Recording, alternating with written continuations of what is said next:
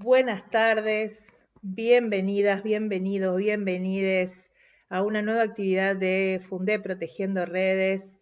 Tenemos un equipazo para hablar hoy de un tema que nos interpela, que nos interesa abordarlo desde distintas miradas, como es el abuso en niños, niñas y adolescentes. Y hoy lo vamos a hacer desde la mirada que ha elegido Valeria Sartori, que es la directora de la película que hemos seleccionado y que se llama La Voz Propia. Primero voy a presentar a todas mis invitadas. Hoy contamos con la presencia, bueno, por supuesto, de Valeria Sartori. ¿Cómo estás, Valeria? Ahí está. Muy bien. Hola, ¿cómo andan? Contamos también con la presencia de Yamila Corín. Hola. Estamos, hola, buenas tardes, organizándonos con los micrófonos. Muy bien, es un Ahí va. ejercicio esto. Por supuesto, nuevas formas, nos adaptamos. Así es. También está con nosotros María Beatriz Müller. ¿Cómo estás? Bienvenida. Tardes, muchas gracias por la invitación. Oh, por favor. Y Micaela Fernández de Arriba. ¿Cómo estás, Mica? Tanto que prometí que te iba a invitar a una Sí, actividad y lo logré. Muy bien. bueno, muchísimas gracias, te agradezco mucho la generosidad, buenas tardes y bueno, nada, maravilloso, estoy muy contenta.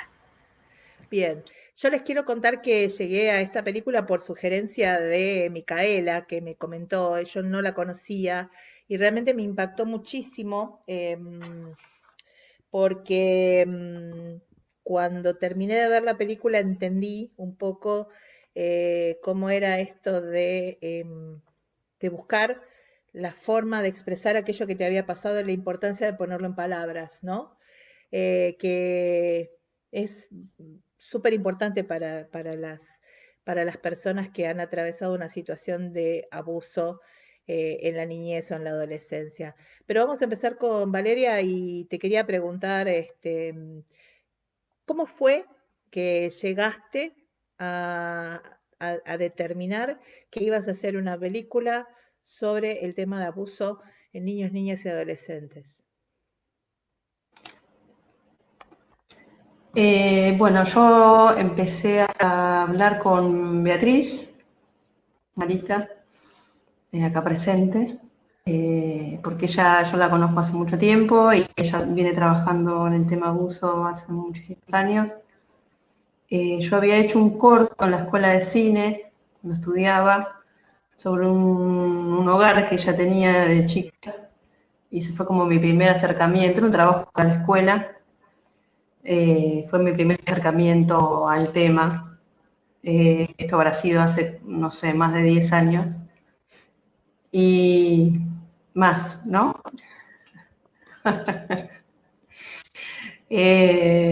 Pero yo me saco años más, por eso digo menos.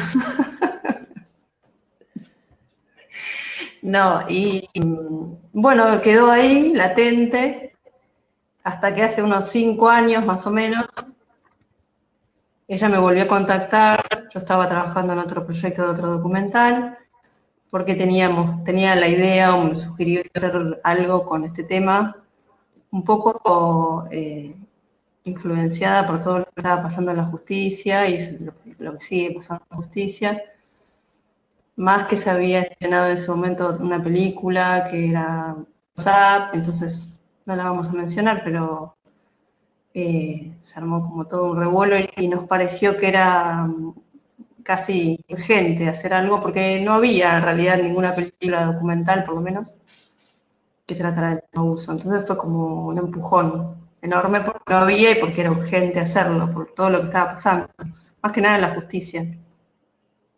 Fue como la motivación. Y empezamos hace, yo creo que más de 5 años, y hasta que logramos estrenarlo el año pasado.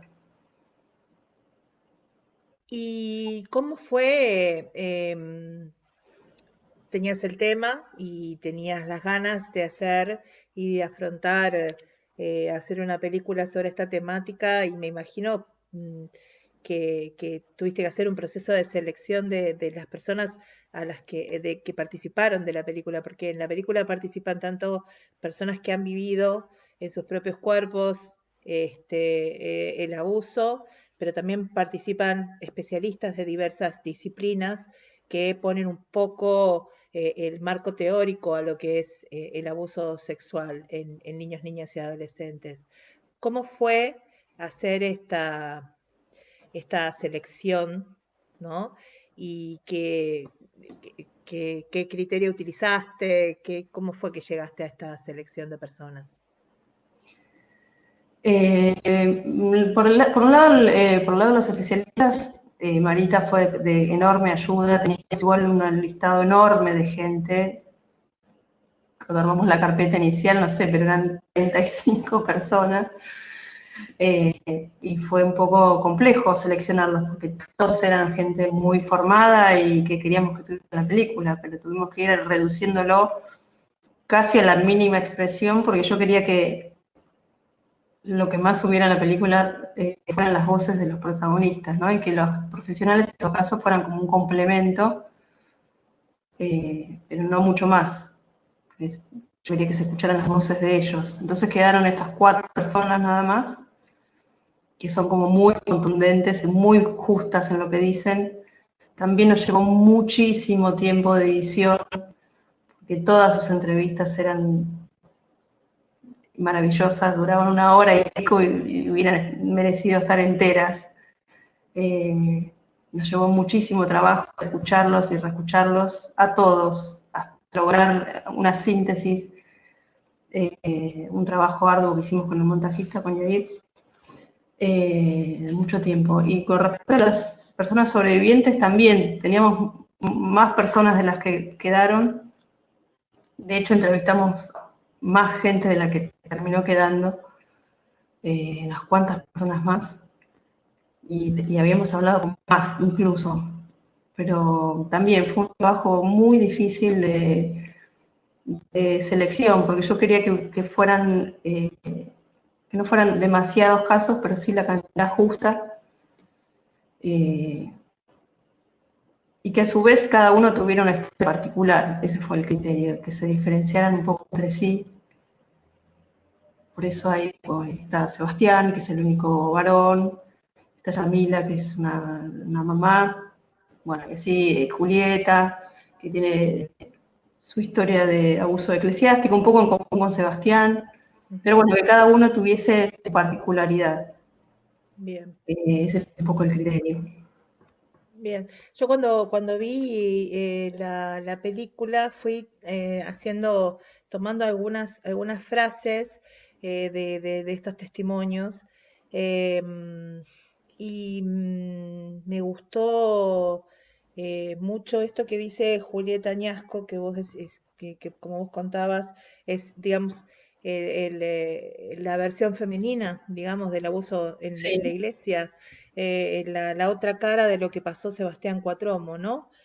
Julieta dice en un momento, em, cuando me preguntan por qué no lo denunciaste antes, yo les digo porque no pude. Es tan sencillo como eso, ¿no? Tan Sí, sencillo como no lo pude hacer hasta ahora. sí. ¿Cuál fue la sensación cuando vos y las contactaste para decir, bueno, este es tu momento de, más allá de la justicia, de ponerte adelante de una cámara y contar qué es lo que te pasó?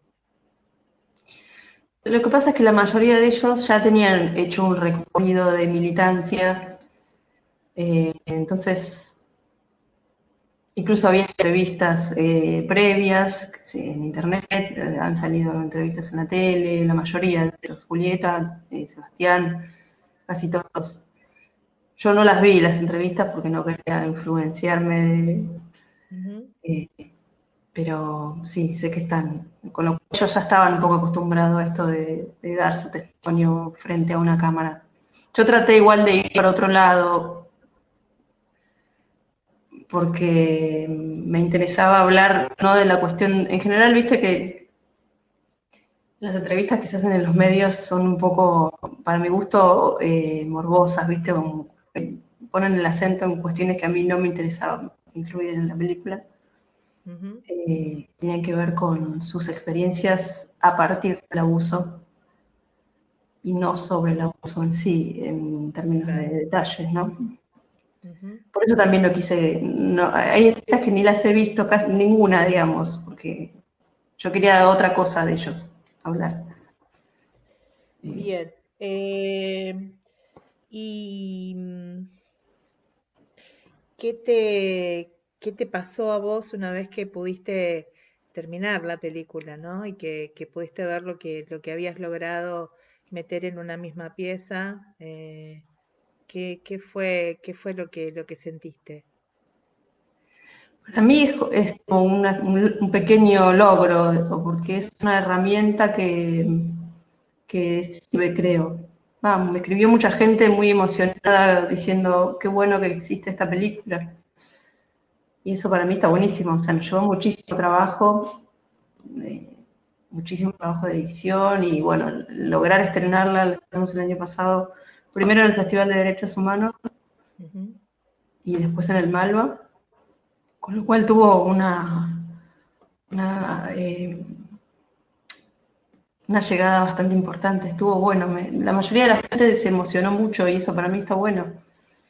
Es una herramienta, o sea, si bien es duro por el tema y demás, está bueno que exista, digamos, esta película, que exista como herramienta, que me escriban para decirme quiero pasarla, dámela que la quiero pasar en la escuela, ¿dónde está?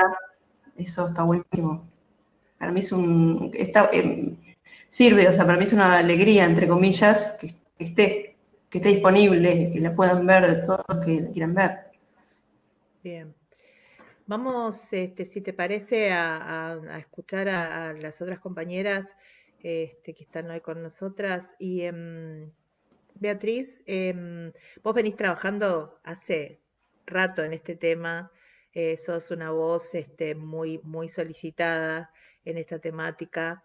Yo no te voy a decir cuántos años hace que te conozco porque soy coqueta. No voy a decir que te conozco hace muchísimos años y que te sigo desde Cemento.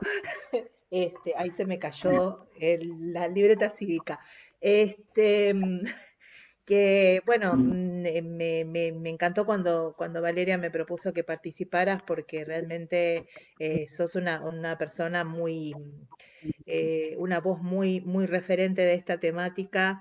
Em, ¿Qué te produjo el hecho de ver tu participación en en la película, ver cómo había quedado, ver qué era lo que cada una de estas personas que habían participado pudieron decir?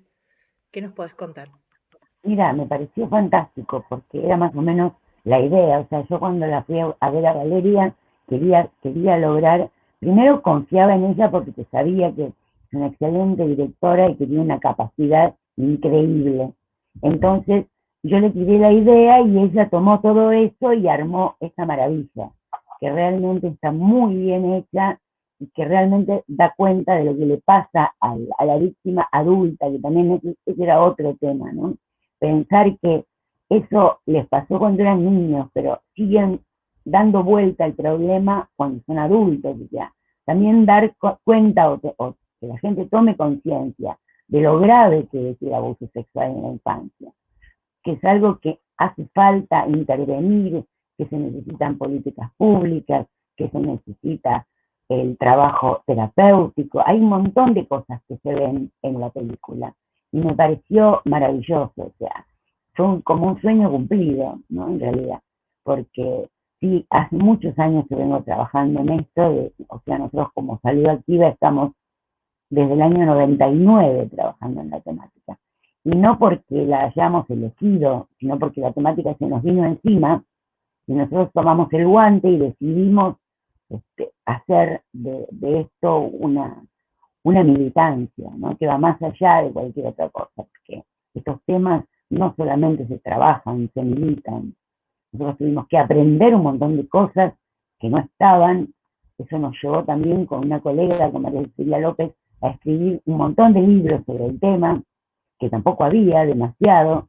Y bueno, estamos militando todo el tiempo, ¿no? Tratando de dejar herramientas que les puedan servir a los demás.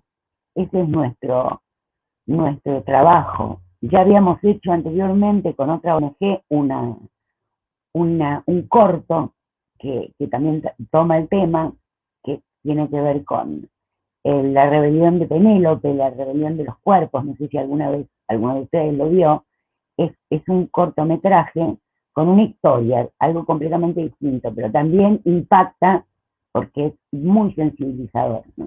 Es una marioneta que cobra vida, bueno, una serie de cosas. O sea, venimos trabajando siempre sobre el tema. Y eso me pareció fantástico como quedó. Estoy muy contenta con la película y con el resultado, ¿no? Es duro para ver, mucha gente no se quiere acercar, le cuesta mucho, pero bueno, después que la ven se dan cuenta que bueno, que les hace bien, siempre hace bien al alma esta película. En un momento de la película decís algo que habitualmente se dice también en las personas que ejercen violencia sobre las mujeres o sobre los cuerpos feminizados, y es que estas personas no son locas, ni son monstruosas, ni son monstruos, sino que son personas normales, que tienen una doble cara, ¿no? Exacto. Y que se presentan para el resto de la sociedad de una forma amable y simpática, pero realmente muestran su verdadera cara cuando están en la intimidad con estas personas a las que deciden abusar. ¿Qué podés decirnos de esto? No, sí, es que yo siempre digo que son los mejores de los mejores, digamos. Son mejores que cualquiera de nosotros, porque muestran la cara que el otro, que él sabe que el otro quiere ver. Entonces se muestran siempre amables. Yo siempre digo que son los mejores vecinos, los mejores padres, los mejores, el que está en la cooperadora de la escuela, que colabora con todo el mundo. Es un amor de persona.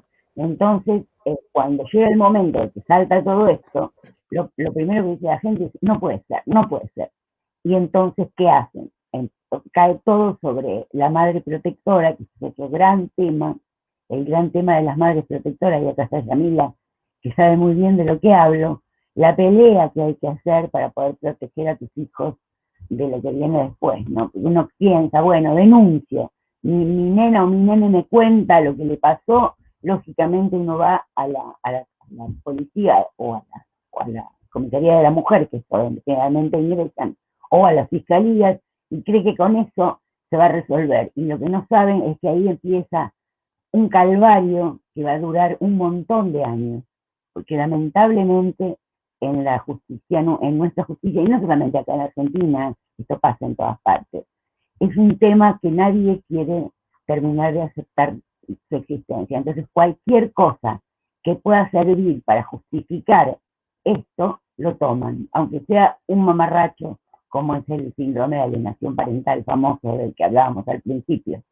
Cualquier mamarracho sirve para dar una explicación sobre algo que es realmente aberrante. Yo creo que mucha gente lo hace porque no lo soporta, otros lo hacen por pura maldad y otros lo hacen por desconocimiento. O sea. Pero bueno, los agresores no son enfermos, no tienen ninguna patología, simplemente es gente mala, gente, gente básicamente mala y básicamente psicópatas, generalmente con un gran nivel de psicopatía y un gran nivel de perversión. Pero perversión no a lo que la gente espera, no es un perverso de esos babosos que se ven por ahí, ¿no? Que uno se imagina. No, no, no. Perverso porque quiere, digamos, jugar sexualmente con el cuerpo del niño. Entonces, hay ahí una cuestión que está vinculada a la sexualidad infantil. Se ha quedado detenido desde el punto de vista psicoanalítico, que soy psicoanalista, se ha quedado detenido en las etapas previas a la genitalidad. Generalmente en la analidad suelen quedar detenidos ahí. Y por eso es perverso, porque no completó el proceso para arribar a la genitalidad adulta. Y se queda con esa sexualidad infantil y utilizan al niño de la misma manera que podrían usar un juguete sexual de esos que se compran en los sex shops, ¿no? Así lo usan al niño. No tiene que ver con una cuestión genital, tiene que ver más con una cuestión de manipulación y de dominación, ¿no? Ese es el tema. Y no hay, que yo sepa, no cambia eso, no cambia el mundo. Ok. En un momento recién decías que son los que participan en las cooperadoras, que están siempre presentes, y lo que a mí me llama la atención es esto de que muchos ocupan lugares de protección de esos niños, niñas, que terminan abusando. La figura del papá, sobre todo, la figura del religioso, que es el de la persona de confianza y sobre la que se descansa y que descansan muchas familias al entregarle a sus niños y niñas a un sacerdote para que los forme, los docentes, ¿no? Ujú. Los entrenadores de deportes varios, em, pero y acá tomo esto que dijiste, en la justicia no se logra ver qué es lo que pasa, muchas veces porque no se puede lidiar con ello, otras veces porque no me importa y otras veces porque por maldad, digamos. Y tomo esto que me decís y me hago cargo como integrante de la justicia y te pregunto, ¿cómo podemos solucionar esto? ¿Cómo podemos hacer una justicia que que escuche a los chicos, que no piense que los chicos fabulan, que no ponga todas las sospechas en aquellas personas que los quieren defender, que no les hagan pasar un proceso que es larguísimo, que es abrumador, que los va destruyendo? ¿Cómo podemos cambiar esto? Mira, ojalá tuviera una respuesta para darte, porque quizá podría decir, bueno, hay que capacitar, pero eso no alcanza. Porque hay gente que, por más que los capacites, yo siempre digo que hay tipos que son incapacitables. O sea, porque no les entra por un oído y les sale por el otro. Porque hay una cuestión de ideología. Atrás de todo esto está el patriarcado y está el ataque hacia la mujer y todo lo que tiene que ver con la violencia de género. O sea, el abuso sexual en la infancia es parte de la violencia de género. O sea, hace parte.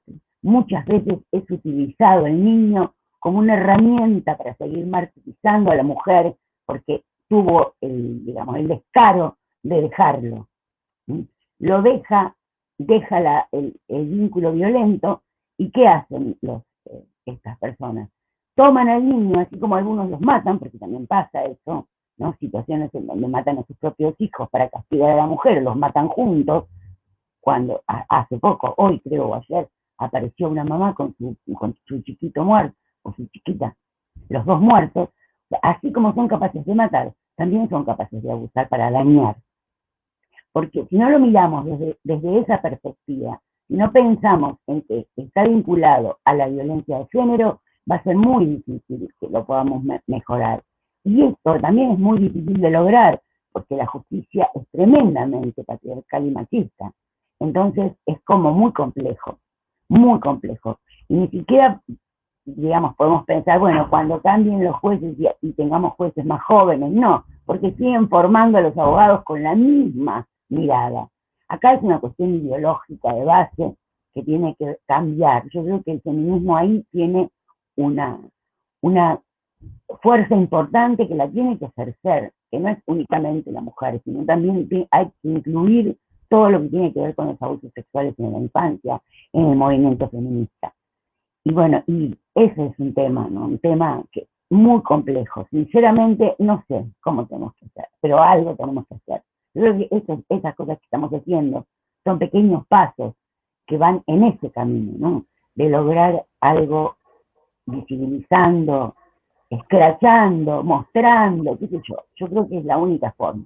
Porque por eso estos juicios por la verdad, que hablamos antes de comenzar, el tema de que haya ahora un juez como Gabriel Vitale, que siempre ha sido un juez de avanzada, ¿no? Un tipo que siempre estuvo un paso adelante del resto, tuvo la idea esta del juicio por la verdad, que va más allá de que si prescribió o no el delito, sino que el objetivo, porque tenemos que entender que el objetivo final al que tenemos que propender es a que el abuso sexual en la infancia sea considerado un delito de lesa humanidad. Esto es lo que tenemos que lograr. O sea que realmente sea imprescriptible. Porque en todos los testimonios que hay en la película, incluso en los que no salieron, siempre está ese tema, que se denuncia cuando se puede y se dice cuando se puede. Y no siempre es en el tiempo que la justicia pretende. Y además los Exacto. niños lo dicen de una manera que la mayoría de los operadores judiciales no conocen y no entienden que el niño lo está diciendo. Están esperando, porque como también es adultocéntrica la justicia, están esperando que el niño sea un hombrecito en miniatura o una mujer en miniatura y que hable y actúe igual que un adulto. Y no es así. El niño es niño, entonces va a expresarse como niño. Entonces, del otro lado tiene que haber gente que comprenda ese lenguaje, ese modo de expresar, y que tenga el mismo valor que la palabra. Y esa es una pelea que tenemos todo el tiempo, nosotros, en nuestro trabajo, haciendo evaluaciones diagnósticas, presentando informes, y trabajando sobre el tema, y tratando de hacer de entender a la gente que los chicos no son enanos, adultos enanos, son niños, entonces tienen un desarrollo psicosexual, una edad cognitiva, un modo de expresarse diferente al del adulto, y lo tenemos que respetar. Si no respetamos eso, nunca vamos a cambiar nada. Bien, vamos con Yamila. Hablamos de varios temas que me parece que te tocan de cerca. Primero por tu participación en el colectivo de Mundanas. Recuerdo ver esa pieza que hicieron junto con Luciana Pecker, Malena Pichot, Liliana Hendel, entre otras, espero no olvidarme de nadie, que estuvo muy interesante, que hablaba sobre el tema del abuso sexual en niños, niñas y adolescentes. ¿Querés contarnos cómo fue tu acercamiento a esta temática en la parte que puedas y quieras contarlo? Sí, desde luego. Bueno, gracias en principio a Vale por la invitación, a Marita, que fue una gran maestra siempre y fue de mucha ayuda en lo personal también, así que siempre que la tengo enfrente le agradezco. Y en relación a la peli y a mi participación, la verdad es que me encantó que Vale haya incorporado no solo la entrevista, sino también el laburo nuestro en talleres como Mundanas. Yo en lo personal me identifico como feminista mucho antes de haberme enterado que mi hija fue víctima de abuso sexual por parte de su progenitor, y esto lo digo porque muchas veces, por suerte, ahora en un cambio de paradigma con el feminismo en la calle a partir de la ola verde, hay mucho más avanzada, con todo lo que nos falta, mucho más avanzada la idea de entender el abuso sexual en la infancia como una de las formas de violencia de género.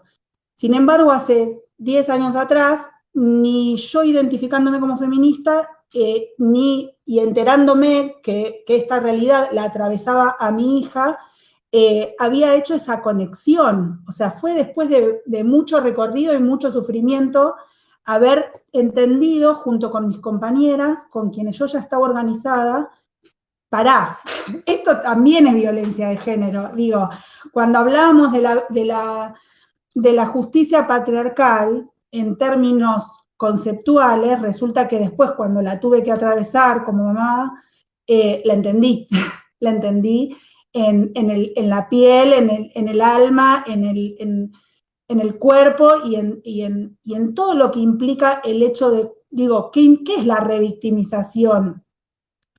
Fue comprendida. Entonces, hay un proceso que es combinado, mío como mamá protectora, el de Luna, el de mi hija, que hoy la nombro incluso porque es mayor, ya digo, y esto me parece que también es algo para mencionar. Cuando yo denuncié, mi hija tenía 9 años, hoy tiene 18 años y seguimos en un proceso judicial peleándola.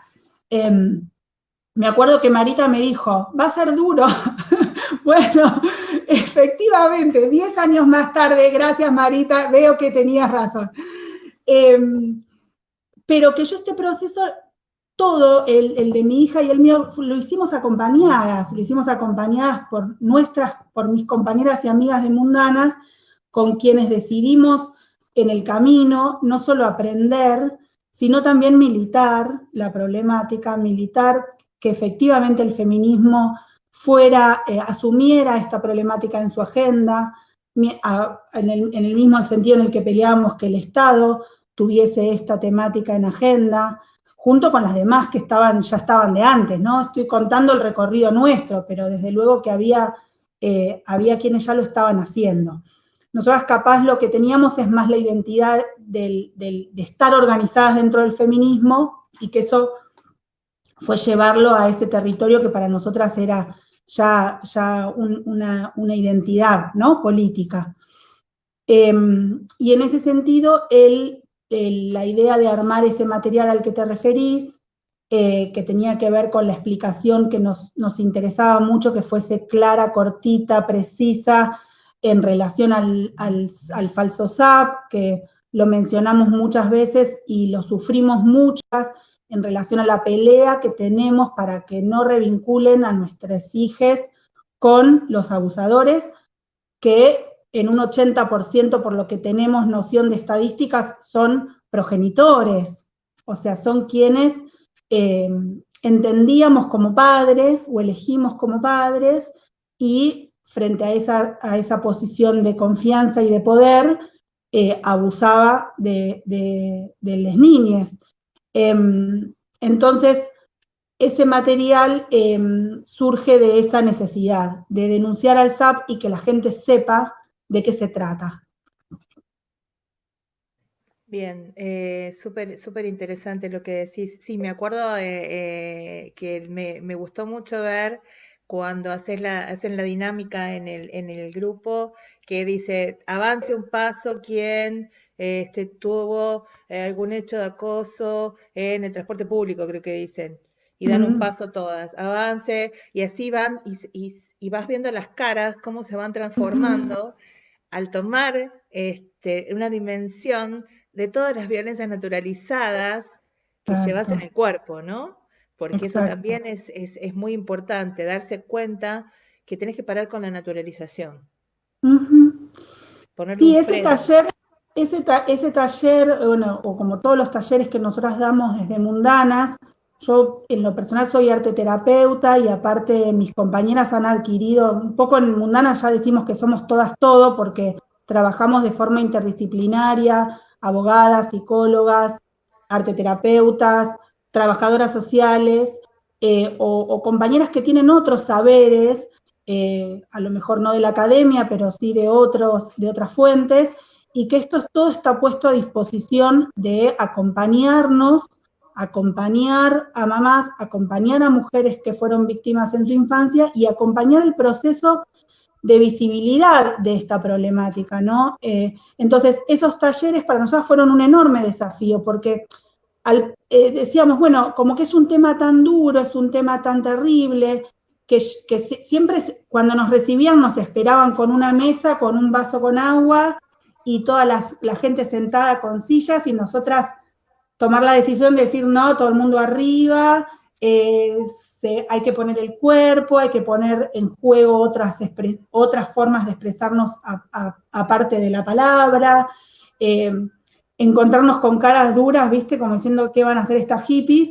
Y después empezar a poder dar cuenta de cómo se iba transitando esa experiencia, que cuando efectivamente se pone en el cuerpo y conseguimos construir apoyo en otras personas, eso después se expresa en nuestra forma de intervenir, en nuestra forma de entender qué nos pasó, y también cómo y de quién nos apoyamos a la hora de intervenir, porque estamos convencidas que nadie puede sole, de ninguna forma. Si no se interviene colectivamente, no se soporta.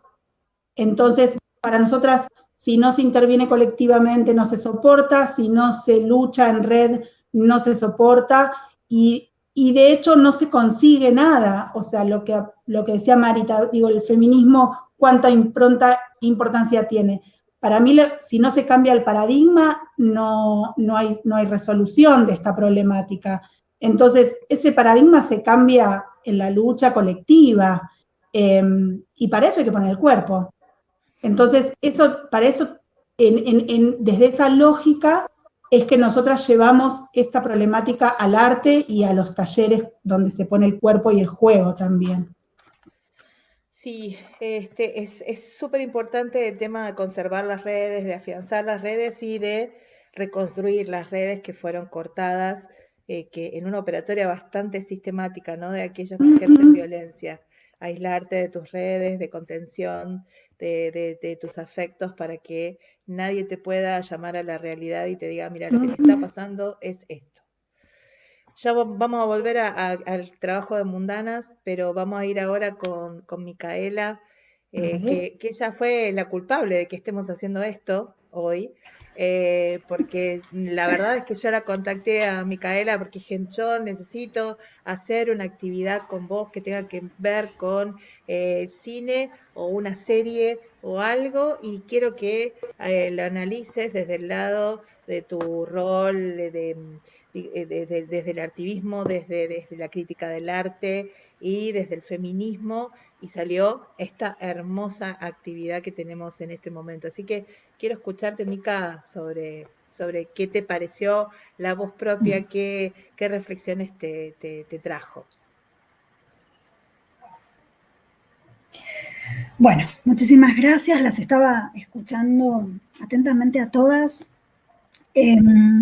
Yo quisiera decir, bueno, varias cosas. En el sentido, primero, bueno, felicitar a Valeria en todos los sentidos, ¿no? En el sentido de que es una pieza realmente activista la que hizo.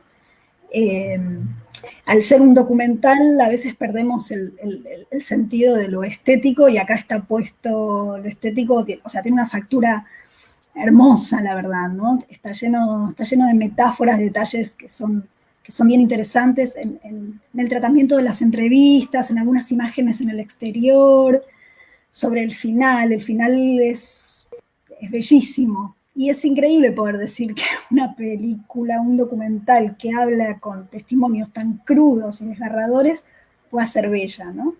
Eso es importantísimo. Por eso yo te había dicho, ¿viste? María Laura, te he dicho, seguíla hasta el final porque es tremenda, pero tiene ahí su parte esperanzadora, por decirlo de alguna manera. Me quedé pensando mucho en lo de Beatriz, en lo que ella dijo en el documental acerca de la reparación, que eso es muy importante para las víctimas. La reparación es que te crean, ¿no? Por empezar, ¿no? Que te puedan creer. Transitamos una justicia y una sociedad que no cree en las víctimas, eso fundamentalmente. Hay un libro muy interesante de Esther Pineda, que es una socióloga venezolana, que se llama Cultura Femicida. Yo creo que el libro Cultura Femicida podría tener una segunda parte que se llama Cultura Pedófila, porque vivimos en una sociedad que es pedófila, que tiene que ver con este patriarcado y con esta violencia machista. Y yo escuchaba uno de los testimonios, ese periodista que empieza a trabajar, que lo lleva a Sebastián a su grupo, y dice, y la cosa es así, ¿no? El comentario es así: vos querés algo y lo agarrás, o sea, no importa que sea un niño, una niña, una persona, un animal, o sea, lo transformás en un objeto, lo cosificás, ¿no? Y lo reducís a esto.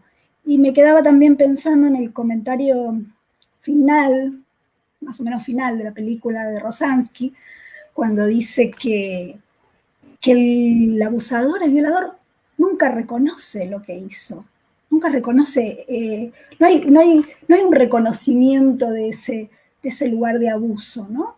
Hay una negación. Y yo pensaba, porque, bueno, la película cuando yo la vi en el Malva, la presentó Thelma Fardín, entonces me acordaba del caso Artés, de él diciendo en esa entrevista que tuvo con Mauro Viale, él decía, yo nunca violé a nadie, yo no violé a nadie.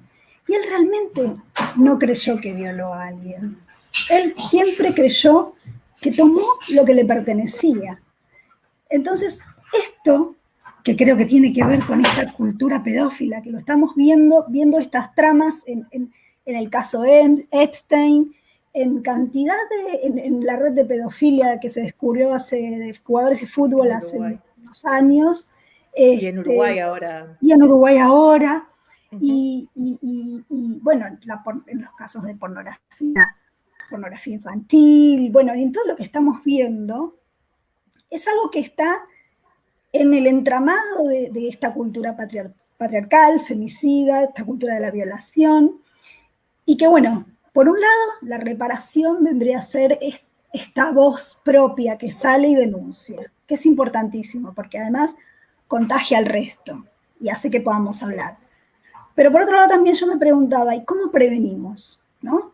Porque la justicia, bueno, ya sabemos, pero ¿cómo hacemos para lograr una prevención? Porque también hay abusos en la infancia por parte de hermanos mayores, por parte de otros niños hacia otros niños y hacia otras niñas.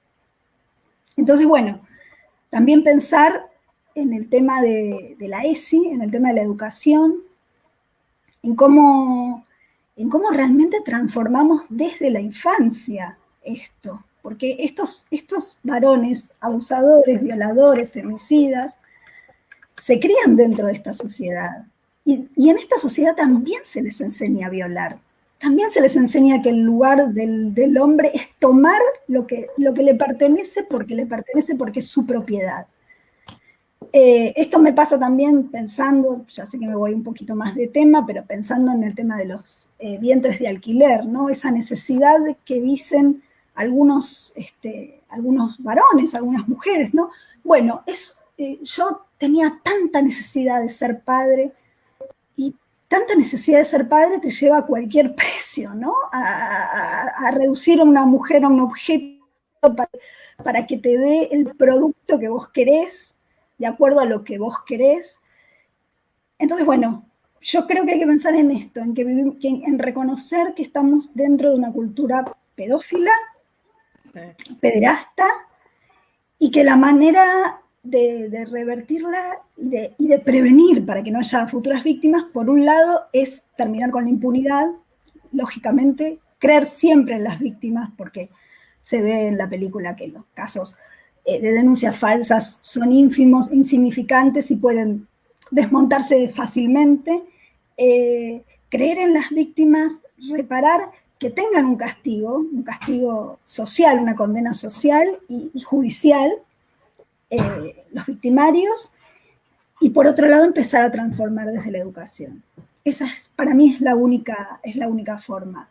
Y la verdad que es un trabajo muy grande el que hacen las madres protectoras. Yo las leo siempre en las redes penar, porque es tremendo con lo que con el monstruo que tienen que enfrentarse en la justicia, con cómo se las revictimiza a ellas, a sus hijos, a sus hijas, a sus hijas. Es un tema que hay que trabajar y que desde el feminismo yo también considero que hay que ligar ambos temas y bueno, y apoyar mucho estas causas y sobre todo a las madres protectoras que están muy solas. Así que bueno, eso más o menos era lo que quería decir de la peli. Bien, súper interesante. Después voy a tratar de retomar con el tema cuando vos citaste el caso de Epstein, que está tan en la boca de todos por este documental que estrenó Netflix hace poquito, respecto de la voz de las víctimas, que me gustó mucho cómo fue tratado. Pero quería preguntarle a Valeria, ¿siempre tuviste presente cómo iba a terminar la película? Porque la película termina con un mensaje súper esperanzador. Es una persona que, bueno, ha atravesado una situación tremenda, como es la historia de Sebastián, que después de todo lo que ha vivido en su cuerpo, del descreimiento total, del seguirla luchando, de seguirla peleando, a pesar de todo, puede apostar a tener una pareja y a tirar para adelante. ¿Eso estuvo siempre en tu cabeza, terminar así, o cómo llegaste a eso? No estuvo en mi cabeza, no teníamos idea cómo iba a ser el final hasta que, bueno, empezamos a trabajar en el montaje. Sí, teníamos, de hecho, varios finales posibles y es como, a mí me parecía que era el más acertado. Más allá de que después tiene un pequeño epílogo, que es el de esta chica que lee un poema, que es otro segundo final. Sí, a mí me parecía, pero viéndolo, ¿no? Trabajando en el montaje, nos dimos cuenta que está de festejo de Sebastián, que fue lo primero que filmamos de toda la película, era el final. Un poco yo cuando después viendo el material me parecía que era como un cierre, que estaba bueno. Porque buena la historia de él. O sea, era la idea, yo tenía la idea de que el final tenía que ver con eso, no sabía exactamente qué, pero tenía que llevarte un poco esa sensación cuando se terminara. Esa sí era la idea. ¿Y cómo surgió el título que le pusiste?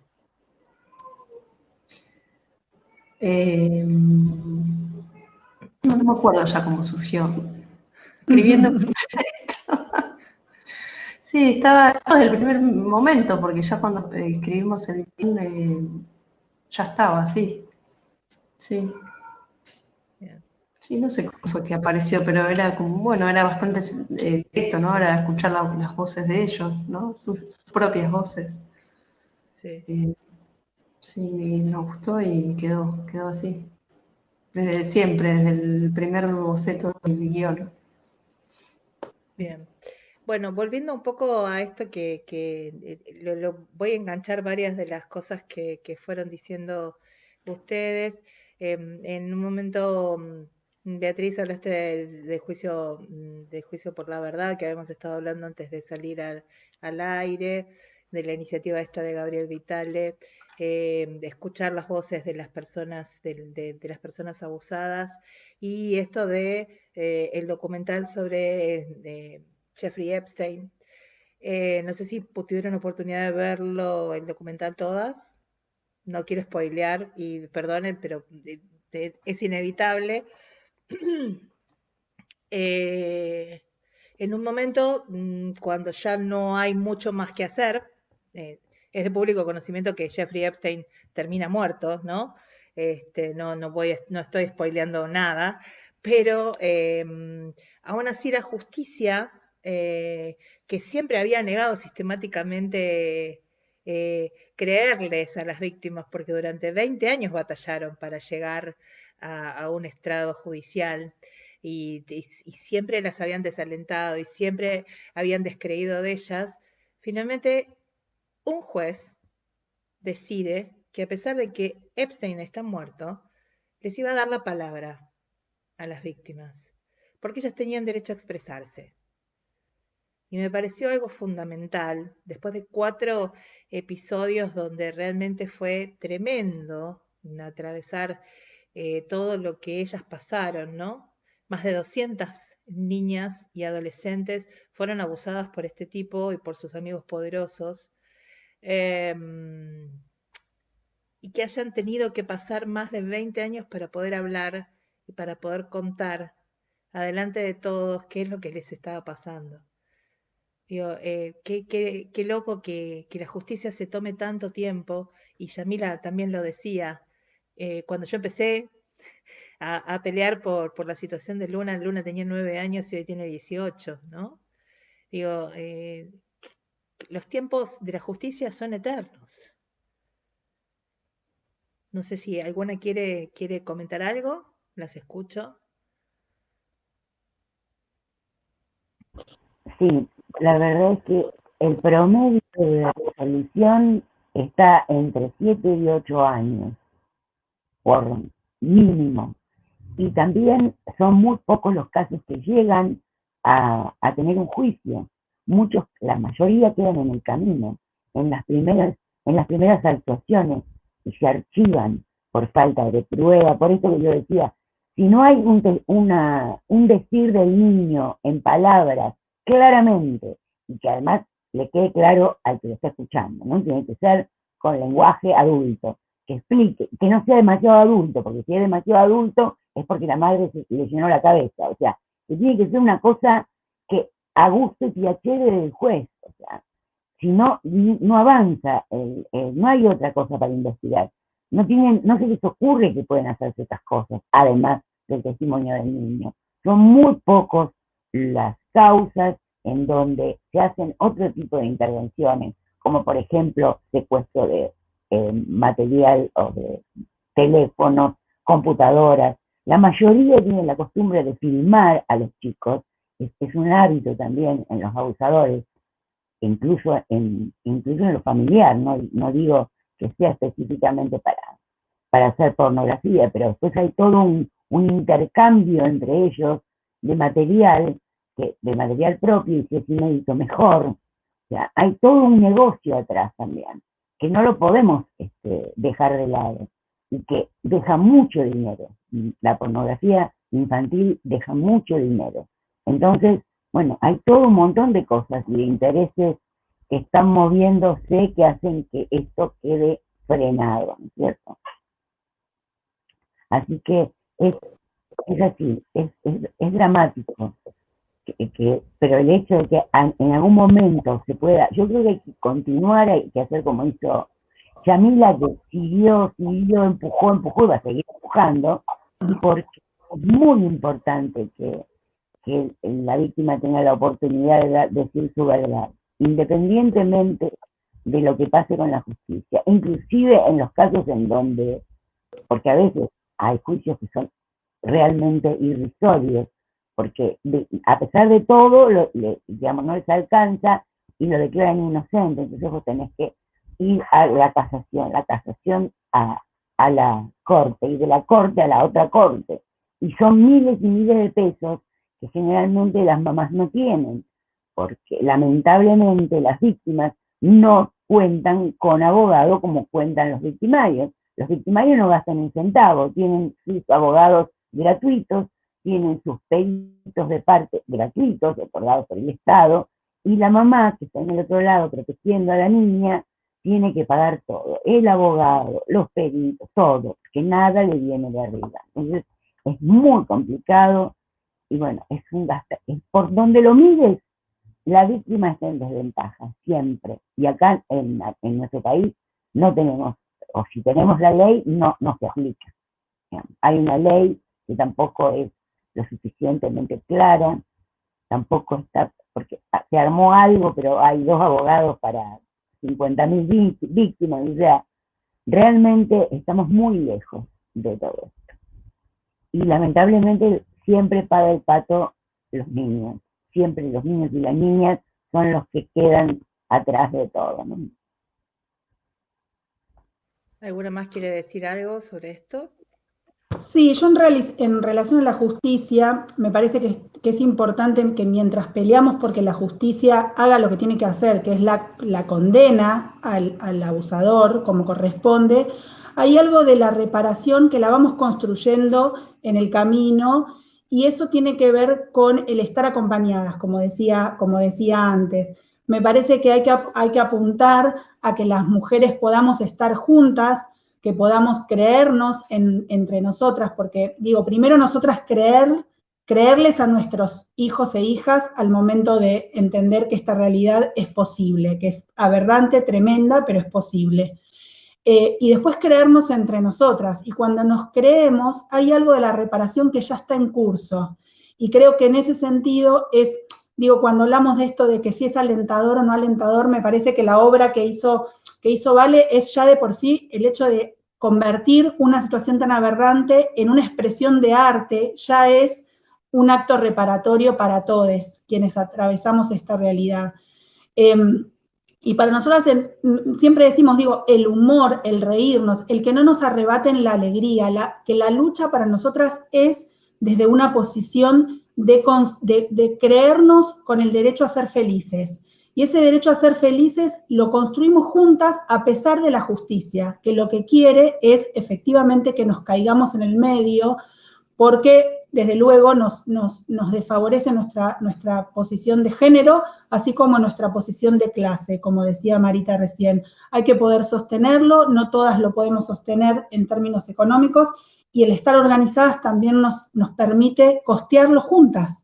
Entonces, creo cuando con mis compañeras juntamos la plata entre todas para pagarle un perito, sin dudas mi hija y yo estamos reparando.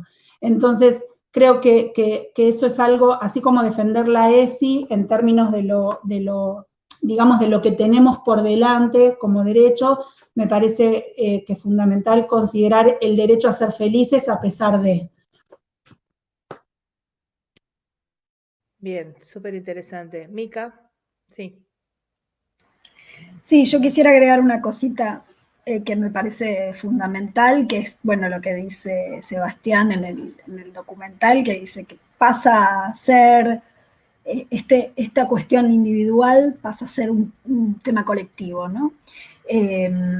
Yo creo que tenemos que ver toda esta problemática desde una dimensión colectiva, de la misma manera política, ¿no? Ideológica, de la misma manera que vemos la violencia de género. O sea, ponerlo en el tapete ahí en ese lugar y decir, le puede pasar a cualquiera, ¿no? A cualquiera de nosotras, porque estamos viviendo en una cultura que esto lo avala desde la cosificación de los niños y niñas en las publicidades, bueno, en los programas donde están expuestos, programas de televisión donde los hacen cantar, bailar, mostrar lo lindo, lo lindas que son. O sea, digo, vivimos en una cultura que tiene esta trama. Lamentablemente es así. Entonces, desmontar la trama es decir, esto no es un problema individual, no es un problema personal, no le pasó a ella solamente. O sea, esto es un problema político y nos va a seguir pasando en la medida que no lo reconozcamos como tal. Eso me parece una de las cosas más importantes de lo que dice la película. Bien, súper, súper interesante. Ya nos estamos acercando a la hora. Habíamos dicho de hacer una actividad de 1 hora para no cansar y no cansarnos. Todos venimos haciendo muchas actividades virtuales y prácticamente andamos corriendo de Zoom a Zoom. Así que te quería preguntar, Valeria, ¿la película se puede ver todavía en Vimeo? ¿Y dónde más se puede ver?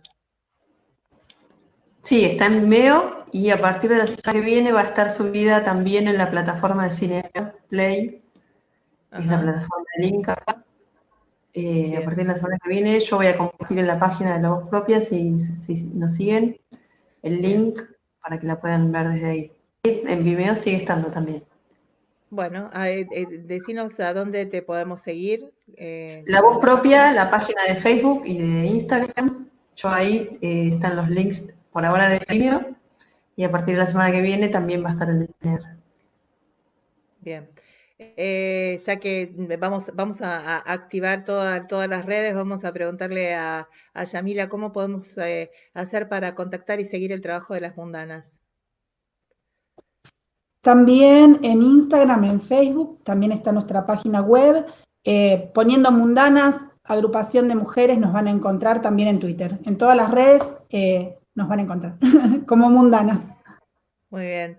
Marita, ¿cómo podemos encontrar a la gente de Salud Activa y de tu grupo de profesionales que están trabajando en temas tan importantes?